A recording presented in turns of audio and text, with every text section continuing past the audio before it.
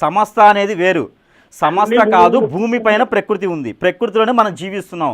మన జీవిస్తున్నానికి మూలం అనేది చెట్లు ఉంటాయి, గాలి ఉంటుంది, నీరు ఉంటుంది, అన్నీ ఉంటాయి. నేననేది అదే నాయన. అమ్మవారు ఎక్కడున్నారు? సనాతన ధర్మం అని అంటున్నారు, హిందూ ధర్మం అని అంటున్నారు. కాస్త ఒకసారి నేను చెప్పేది వినండి. చెప్పండి. ఏదైనా పొరపాటు ఉంటే వెనక్కి తీసుకుంటాం తప్పకుండా. ఒకప్పుడు మీరు అన్నట్టు రాతి విగ్రహాలు ఇవన్నీ కూడా దేవాలయాలకు పరిమితమైనప్పుడు నాటి కాలంలో గుళ్ళకి గోపురాలకు తిరగలేనటువంటి వాళ్ళు ఎక్కడో కుగ్రామంలో ఉండేటువంటి వాళ్ళు ఖాళీ నడకన బయలుదేరి వెళ్ళేవారు దేవాలయాలకు. అంత దూరం మనం వెళ్ళలేం కాబట్టి అక్కడ ఉన్నటువంటి చెట్టో పుట్టో రాయో చూసుకుని ఈవిడే అమ్మవారిగా భావించి అక్కడ నమస్కారం చేసుకునేటువంటి సందర్భాలు మన పురాతనంలో ఉన్నాయి. కాలక్రమేణా ఏమిటనంటే ధన దాహంతో ఏదో దాహంతో మీరు చెబుతున్నట్టుగా పెద్ద పెద్దగా వెరవిగిపోయి సంబరాలు చేసి నిమజ్జనం చేస్తారనేటువంటి వ్యక్తిగత దోషం. అది శాస్త్రబద్ధంగా చూసుకున్నట్టయితే అలా మనం చేయలేము కాబట్టి అంత దూరం ఎందుకు చేయలేము? మన సనాతన ధర్మాన్ని పెట్టిన తర్వాత మనం అందరం గురువులుగా ఏర్పడిన తర్వాత జనానికి ఎందుకు చైతన్యం తీసుకురావట్లేదు? మరి ఈ ట్రస్టులన్నీ ఏమవుతున్నారు? ఈ పిల్లకాలు సనాతన ధర్మం చెట్టులో పుట్టుకొచ్చినటువంటి సంఘాలన్నీ ఏమవుతున్నాయి? మరి ఈ సంఘాలందరూ మరి జనానికి చైతన్యం ఎందుకు తీసుకురాలేకపోతున్నారు ఇప్పుడు? మరి ఇలా చేయకూడదని ఎందుకు చెప్పలేదు? ఒకప్పుడు అంటే కాలినడకను పోయేసి కాశీకి వెళ్ళేవారు, మరి ఈ రోజున ఫ్లైట్ ఉంది, అరగంటలో కాశీకి వెళ్తున్నారు. మరి ఎందుకు కాశీకే రావాలని చెప్పలేకపోతున్నారు మీరంతా ఇప్పుడు కూడా ఉన్నారు? ఇక్కడ సమస్య కాదు. మరి ఎందుకు ఇప్పుడు అవేర్నెస్ తీసుకెళ్ళలేకపోతున్నారు జనాల్లో? నిమజ్జనం చేయొచ్చా లేదా అనేటువంటిది కరెక్టేనండి. ఇప్పుడు నిమజ్జనం చేయకూడదని మీకు తెలుసు, తెలిసినప్పుడు మరి జనానికి ఎందుకు చెప్పలేకపోతున్నారు మీరు బయటకు వచ్చి? నిమజ్జనం చేయొచ్చండి. ఎలా నిమజ్జనం చేయొచ్చు? అదే కదా ఇప్పుడు దేనికి ఇది ఎలా చేయొచ్చు? ప్లాస్టర్ ఆఫ్ ప్యారిస్ తీసుకొచ్చి మనం విసర్జించినప్పుడు ఇప్పుడు ప్లాస్టర్ ఆఫ్ ప్యారిస్ అని వదిలేయండి, అలా కాదు, చేయొచ్చు. ఎలా ఇప్పుడు ప్లాస్టర్ ఆఫ్ ప్యారిస్ విగ్రహాలు పెట్టుకోరండి. గృహాలలో పూజ చేసినప్పుడు వారి సైజ్ అంటే ఎంతైతే మనం పరిమాణం చెబుతామో అంతే విగ్రహం మట్టితో చేస్తారు. 4 రోడ్ల కూడలిలో ఉన్నప్పుడు మంచి జరగడం కోసం ప్లాస్టర్ ఆఫ్ ప్యారిస్ అనే కాదు, ఎలాంటి విగ్రహాలు సరే భారీ ఎత్తున పెట్టుకుని చేస్తున్నాం. ఈ మధ్య కాలంలో ఎక్కువైనవి. దీనికి మేము ఏకీభవించడానికి మరి ఇప్పుడు ఇన్నాళ్ళు ఏమైపోయినారు? మన సంఘాలన్నీ ఏమైనాయి? మరి ఎందుకు అవేర్నెస్ తీసుకురావట్లా? ఒక వీడియో చేయడానికి ఎంత టైం పడుతుంది మనకి? 2 నిమిషాలు వీడియో చేసి ఎందుకు అవేర్నెస్ ప్రకృతి వ్యతిరేకంగా చేసే కొన్ని పనులు అవేర్నెస్ తీసుకుని రండి. ఇప్పుడు మనం మాట్లాడుతుంది అసలు నిమజ్జనం అనేది ఆధ్యాత్మిక విధానంలోనే లేదు అని అంటున్నారు. ఆ పాయింట్ లో మనం మాట్లాడుకుందాం. మళ్ళీ ప్లాస్టర్ ఆఫ్ ప్యారిస్ దగ్గరికి వెళ్ళదు. ఒక అమ్మవారికి పూజ ప్లాస్టర్ ఆఫ్ ప్యారిస్ కూడా ప్రకృతి నుంచే వచ్చింది. పక్కన పెడదాం. విగ్రహాలు ఒకప్పుడు ప్రతిష్ఠించేవారు కానీ దాన్ని తగ్గట్టు ఉంటే అప్పట్లో నిమజ్జనం చేసేదానికి లేదు. ఇప్పుడు మారిపోయింది కాబట్టి మట్టి తీసుకొచ్చి చేసుకుని చేస్తున్నారు. ఒక్కటి చెప్పండి, నిమజ్జనం అనేది ఒక పుణ్య కార్యమా, ఆధ్యాత్మిక కార్యమా, పుణ్యం వచ్చేటటువంటి కార్యమా, దైవానుగ్రహం పొందేటటువంటి కార్యమా, దైవ ఆగ్రహాన్ని పొందే కార్యమా? ప్లాస్టర్ ఆఫ్ ప్యారిస్ అనేది వదిలేయండి, ఇప్పుడు వచ్చిన ప్లాస్టర్ ఆఫ్ ప్యారిస్ వదిలేయండి. అసలు నిమజ్జనం చేయడం అనేది దైవాగ్రహానికి గురయ్యే ప్రక్రియ. దైవ ఆగ్రహానికి కాదండి, ఆగ్రహం తించడానికి అక్కడ ఏం లేదు. అక్కడ మంత్రం లేదు, చేస్తున్నారు అంతే. మన వ్యక్తిగతంతో సమాజానికి పని లేదండి. మన వ్యక్తిగతాలతో సమాజానికి పని లేదు. మరి సమాజానికి చెప్పాల్సినటువంటి ఒక్క నిమిషం అండి నాగేశ్వరం గారు, మీ దగ్గరికి వస్తాను. ఓకే, ఒకసారి కంప్లీట్ ఇన్ఫో తీసుకొని విద్యానంద భారతి గారి గురించి. విద్యానంద భారతి గారు చెప్పండి. ఓకే, అసలు సురేష్ బాబు గారు ఏమంటారు అంటే, మీరు మండపాల్లో పూజించిన విగ్రహాల్లో అసలు శక్తి అనేది రాలేదు అక్కడికని అంటున్నారు. అవునా? అంతే కదా. ఏ మంత్రంతో శక్తి నింపారు? ఏ మంత్రంతో ఆవేశం చేశారు? ఏ మంత్రంతో ఆవాహించారు? ఏ మంత్రం అది? ఎక్కడి నుంచి? ఎవరు చేస్తున్నారు? ఈ రోజు ఉన్నటువంటి బ్రాహ్మణుల్లో ఒక్క నిమిషం సార్, ఈ రోజు పూజించే వాళ్ళలో ఎంతమందికి మంత్రోచ్చారణ నేర్చుకునే వారు? అది వేరే సబ్జెక్ట్ వదిలేండి. మీరు ఇది వ్యక్తిగతంగా కాదండి, మీరు మాట్లాడే దాన్ని బట్టి నేను మాట్లాడాల్సి వస్తుంది. ఇప్పుడు మనకు తెలిసి కూడా ఎందుకు చేయట్లేదు? మనకు తెలిసి కూడా ఎందుకు అవేర్నెస్ తీసుకురావట్లేదు? బాబు, ఒకప్పుడైతే కాలినడకన వచ్చేవారు, మీ తాతయ్య గారు మీ నాయనమ్మ గారు వచ్చేవారు. మరి ఇప్పుడు మీకు ఇంటి పక్కనే గుడి ఉంది, మరి వెళ్ళొచ్చు కదరా బాబు. గుళ్ళో అయితే మంచోత్తరాన్ని ఉంటుంది, బట్టలు సమర్పించుకోవచ్చు, ఏదైనా దానాలు ధర్మాలు ఇచ్చుకుంటే. ఇళ్లలో చేసే పూజలు వ్యర్థమేనా? ఇంట్లో వేరండి, ఇంట్లో వేరు చేస్తారు. ఇంట్లో అనేది ఎవరికైనా పాజిటివ్ రావడానికి చేస్తారు. రోడ్ల మీద విగ్రహాలు పెట్టేసి వాటిని తొక్కడం ఏంటి, వాటిని పూజించడం ఏంటి, అక్కడ ముందు తాగడం ఏంటి, అక్కడ జోద ఆడటం ఏంటి, అక్కడ డీజేలు పెట్టి డాన్స్ చేయడం ఏంటి, అక్కడ విగ్రహాలు చేయడం ఏంటి, గులాబ్ కుంకుమ పట్టుకోవడం ఏంటి? వాటి గురించి అవేర్నెస్ వేరేగా ఇద్దాం. నిమజ్జనం అనేది ఆధ్యాత్మికమా జ్ఞానమా? అజ్ఞానం అండి, చెప్పండి. అజ్ఞానం. ఎందుకు నిమజ్జనం అనేది అజ్ఞానం ఎలా అవుతుంది? ఇదిగో దుర్గా దేవి పురాణంలో ఉంది, మార్కండేయ పురాణంలో ఉంది, పురాణాలు చెప్పాయని అంటూ ఉంటే పురాణాలు చెప్పినా ఏంటి అంటే ఇంట్లో ఉన్నటువంటి విగ్రహాలు తొలిచిపోయినా, ఇంట్లో ఉన్నటువంటి విగ్రహాలు బోళ్ళ పడినా, ఇల్లు ఎక్కడైనా మారేటప్పుడు మరమ్మతు చేసేటప్పుడు విగ్రహాలకి ఏమైనా చొట్టలు పడ్డా, విగ్రహాలకి ఏమైనా సారలు పడ్డా కూడా ఆ విగ్రహాలు మరి ఈ నవరాత్రులు జరిపిన విగ్రహాలను ఏం చేయాలి? అసలు నవరాత్రులే జరపకూడదు. నవరాత్రులు జరపమని ఎవరు చెప్పారు? రోడ్ల మీద. మళ్ళీ మీరు మనోభావాలు దెబ్బతినే మాట లేదండి, రోడ్ల మీద ఎవరు జరపమని చెప్పారు? ఆలయాలు ఉన్నాయి, ఆలయాల్లో చేసుకోవచ్చు, ఇంట్లో చేసుకోవచ్చు. కుదరదు కాబట్టి రోడ్ల మీద పెట్టాలి. రోడ్ల మీద ఎలాంటి పెట్టాలి? చెట్లు పెట్టుకొని చేసుకోవాలి అమ్మవారు అని చెప్పేసి అని. ఓకే, మనము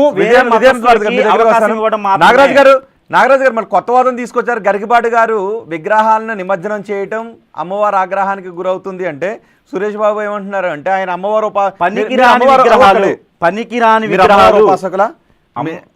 నేను యక్షిమాత ఉపాసకుడిని, నేను ఆ చిన్న వీరమలం ఉపాసకుడిని. ఇక్కడ నేనేం చెప్తున్నాను అంటే అమ్మవారే కాదు, ఏదైనా పనికిరాని వస్తువుని తీసుకెళ్లి నీటిలో వేస్తాం. అమ్మవారు పనికిరాందా? మీరు ఆలోచించండి. అలా కాదు, అలా కాదండి. ఇప్పుడు పనికిరాని విగ్రహాలే కదా నీళ్ళు వేస్తాం. నీటిలో మనకి ఒక ప్రేమ్ కట్టేసినట్టు విగ్రహాలు ఉంటాయి, ఆ ప్రేమ్ కట్టిన ఫొటోస్ ఉంటాయి. ఆ ప్రేములు పగిలిపోతే మళ్ళీ చేయించాం, వాటికి ఆహ్వానం చేసాం. ఏదైనా ఒక చెట్టు కింద పెడతారు, లేకపోతే గుడి దగ్గర పెడతారు, లేకపోతే నీటిలో నిమజ్జనం చేస్తారు. నీటిలో నిమజ్జనం దేనికి చేస్తారంటే అది నాకు వద్దు అని. మరి ఇక్కడ కూడా అదే కదా, 9 రోజుల పాటు పూజించిన నాకు వద్దు అని పడేస్తారు. మళ్ళీ శక్తిని వెనక్కి పంపించి అదే అంటున్నా, ఎందుకు చేయాలి? ఆవాహన లేనప్పుడు ఎందుకు చేయాలి? నాగరాజు గారు సార్, అక్కడ నెగిటివిటీ ఏర్పడుతుంది, అంతమించి వేరే ఏంటి? మండపాల్లో విగ్రహాన్ని పూజించడం తప్ప అంటారు సురేష్ బాబు? ఇప్పుడు నేను చెప్తాను సార్. వాళ్ళ వ్యక్తిగతం, నేను అదే చెప్పాను, ప్లాస్టర్ ఆఫ్ ప్యారిస్ ఇవన్నీ పక్కన పెట్టండి. వాస్తవంగా వివేకానందుల వారు టెస్లాకి చెప్పిన ఒక విషయం చెప్తాను. మన వేదాలలో కానీ ఎక్కడైనా సరే పదార్థము, శక్తి, కాలము అనేవి ఉన్నాయి. పదార్థం అనేది ఏ రూపంలో ఉంటుంది? అన్ని రూపాల ఘన రూపంలో ఉంటుంది. పదార్థంలో శక్తి ఉన్నది. Every single atom is as energy source. అవునా? ప్రతి దాంట్లో సైన్స్ లో వద్దు, నాకు ఆధ్యాత్మికంలోనే కావాలి. ఎందుకంటే మనం కంప్లీట్ గా ఈ డిబేట్ ఆధ్యాత్మికంలోనే పెడుతున్నాం. నాకు ఆధ్యాత్మికంలోనే కావాలి, సైన్స్ లో వద్దు. అదేనండి, ఆధ్యాత్మికతే చెప్తున్నాను. మీరు ఈ రోజున సైన్స్ అనుకుంటున్నారు. అది వేద జ్ఞానం. ఇది చెప్పేది వేదాన్నే జ్ఞానం అంటారు. అసలు అర్థమైందా? జ్ఞానం అంటే వచ్చిన తర్వాత వేదం నేర్చుకుంటారు, నాలెడ్జ్ అంటారు. అర్థమైందా? వేదాలని అంటారుగా. మరి జ్ఞానం వచ్చిన తర్వాత కదా వేదం నేర్చుకునేది. బారసాలప్పుడు వేదం నేర్చుకోలేరు కదా. ఓకే, నాకు చెప్తున్నానండి. ఇప్పుడు పుట్టిన బిడ్డకి పాలు తాగాలని ఎవరు నేర్పించారు? జ్ఞానం లేదా? అంటే వీరిని చెప్పేట్లు చెరువులో ఉన్న చేపలకి ఏదో నేర్పారని పాల్పడుతున్నట్టుంది. అలా కాదండి, మనకి మనం పెద్దవాళ్ళు చెప్పితే వచ్చేది జ్ఞానం. వినండి మీరు. ఇప్పుడు సురేష్ గారు చెప్పింది, మా వీధిలో పిచ్చోడు ఉన్నాడు, మా వీధిలో పిచ్చోడు ఉన్నాడు, తీసుకొని భగవద్గీత ఇస్తే ఏంటని చెప్పి చింపి పడవలు చేశాడు. వేదమా జ్ఞానమా? జ్ఞానం వచ్చిన తర్వాతే వేదం నేర్చుకుంటారు. అలా నేర్పాలి. మనకి తెలిసింది ఎదుటి వాళ్ళకి తెలియచేయాలి. అతనికి పిచ్చి ఉంది, జ్ఞానం లేదు కాబట్టి. మరి అందరు పిచ్చోళ్ళైనట్టే కదా. ఇప్పుడు తెలిసి కూడా చెప్పకపోవడం పిచ్చి అన్నట్టే కదా. మీకు చక్కని వాగ్దాటి ఉంది, నేను ఒప్పుకుంటాను. పెద్దవారు వాగ్దాటి కాదు ఇక్కడ. మీరు వింటే నేను చెప్తాను. ఓకే, ఓకే, మనం కంక్లూడ్ చేద్దాం. ఎందుకంటే ఇప్పుడు ఒక చిన్న విషయం సార్. ఇప్పుడు విగ్రహాలు పెట్టి పూజ చేయొచ్చా లేదా అంటే పక్కన పెట్టండి, అది వాళ్ళ వ్యక్తిగతం ఎలా తీసుకుంటారు? ఇప్పుడు మేరీ మాతకు పూజ చేస్తున్నారు, వ్యక్తిగతం ఎలా తీసుకుంటాం మనం? మేరీ మాత పూజ చేస్తున్నాం, మనం ఎందుకు ఊరుకోవాలి? ఓకే, వేరే మత ధర్మాల గురించి వద్దు. ఫైనల్ గా ఒక్కొక్క తీసుకుంటాను. వ్యక్తిగతం అన్నారు కాబట్టి చెప్తున్నాను. ఈ రోజు మత మార్పిడి చేయడానికి కారణం ఎవరు? ఓకే, అది వేరే సబ్జెక్ట్, అది వద్దు. మీరు హిందూ కాదు కదా, ఆ సబ్జెక్ట్ కాదు అది. ఇప్పుడు మనం వచ్చి రోడ్ల మీద నేర్పడం వల్ల, మనకున్నటువంటి విధానం నేర్పడం వలన ప్రతి ఒక్కరు కూడా పూజలు చేస్తున్నారు ఈ రోజున. ఎవరికి ఇది ఎవరు నేర్పారు? ఎక్కడుంది మన సనాతన ధర్మం? ఇప్పుడు ఒకటి వినండి సార్. ఇప్పుడు ఏదైనా విచ్ఛిన్నం చెందిన రాయిని కూడా మళ్ళీ ప్రాణ ప్రతిష్ఠ చేయాలంటే కొత్త విగ్రహం పెడతాం, పాత విగ్రహాలు తీసుకెళ్లి నీటిలోనే వేస్తాం. అవును, అది రాతి విగ్రహం అయినా సరే. ఇప్పుడు కొత్తగా గుడి కడుతున్నాం అనుకోండి, పాత విగ్రహాలు ఉన్నాయి అనుకోండి, వాటిని తీసుకెళ్లి మరలా నీటిలోనే నిమజ్జనం చేస్తాం. సురేష్ గారు చెప్పినట్టుగా జమ్మి చెట్టును పూజ చేసే ఆచారం ఎక్కడి నుంచి వచ్చింది అంటే మనకి భారతంలో ఉంది. భారతం అది నుంచి వచ్చింది. విజయుడు దాని మీద ఆయుధాలు పెట్టుకోవటం వల్ల విజయదశమి రోజున దాన్ని పూజించి ఆయుధాలు తీసి గోగ్రహణం సమయంలో ఆయన ఉత్తర కుమారుడితో కలిసి దుర్యోధనుడిని ఎదుర్కొంటాడు. అక్కడి నుంచి భారతం నుంచి వచ్చింది, అంతకు ముందు లేదు. ఓకే, అసలు అలాగే దర్శనమే లేదు.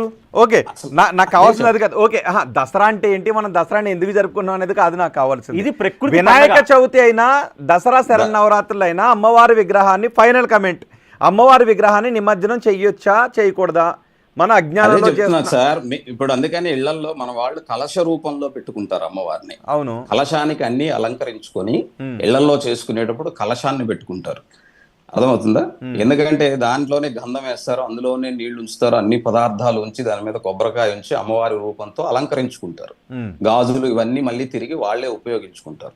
ఓకే, తర్వాత మిగిలినటువంటి పూలు ఇవన్నీ వాడిపోతే వాటిని తీసుకెళ్లి మళ్ళీ నీళ్లలోనే వేస్తారు. అవును, అంతే తప్ప విగ్రహాలు అనేవి ఇప్పుడు మండపాల్లో పెట్టుకోవాలా పెట్టుకోవద్దా అనేది వాళ్ళ ఇష్టం. వాస్తవానికి అది మనకు సంబంధం లేదు. కానీ ఇప్పుడు గుళ్ళల్లో అవతార స్వరూపాలుగా అమ్మవారిని ప్రతిరోజు ఒక రూపంలోకి మారుస్తాం.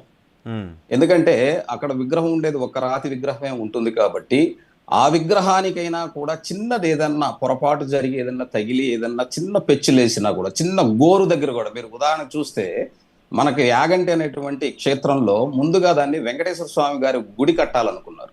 ఆయన మీరు గుహలో చూస్తే వెంకటేశ్వర స్వామి ఉంటారు, కానీ ఆయన గోరు చిన్నగా విచ్ఛిన్నం అయ్యిందని చెప్పేసి దాన్ని ప్రాణ ప్రతిష్ఠ చేయకుండా ఊరికే పూజ చేసుకోవటానికి, అంటే అక్కడ మళ్ళా శివుడి విగ్రహాన్ని పెడతారు ఒకే దాంట్లో, అమ్మవారిని అయ్యవారిని. మీరు వెళ్ళి యాగంటిలో చూస్తే తెలుస్తుంది. అంటే ఒక చిన్న దాన్ని విచ్ఛిన్నమైనా కూడా దాన్ని ఉపయోగించరు. ఉపయోగించినటువంటి వాటిని పక్కన పెట్టుకుంటారు, లేదంటే నీళ్ళల్లోనే వేస్తారు. యాక్చువల్లీ శరన్నవరాత్రులు అనేది దసరాకి చేసే శరన్నవరాత్రులు అన్ని కూడా ప్రకృతి పండగ. ఇవన్నీ కూడా ఒక నిమిషం అండి, కన్ఫ్యూషన్ అయిపోతుంది. ఇది ప్రకృతి పండగ. ప్రకృతిలో వచ్చేటువంటి వైపరీత్యాలు కావచ్చు, మనకు వచ్చేటువంటి వైరస్లు కావచ్చు, అధిగమించడానికి గ్రామ దేవతలకి పూజించేటువంటి పండగ. ఓకేనా? ఈ గ్రామ దేవతలు పూజించేటువంటి విధానము అక్కడక్కడ ఉండేటువంటి ప్రాంతీయ ఆచార ప్రకారంగా ఉంటుంది. ఆ ప్రకారంగా చేసేటువంటి విధానం ఉంటుంది.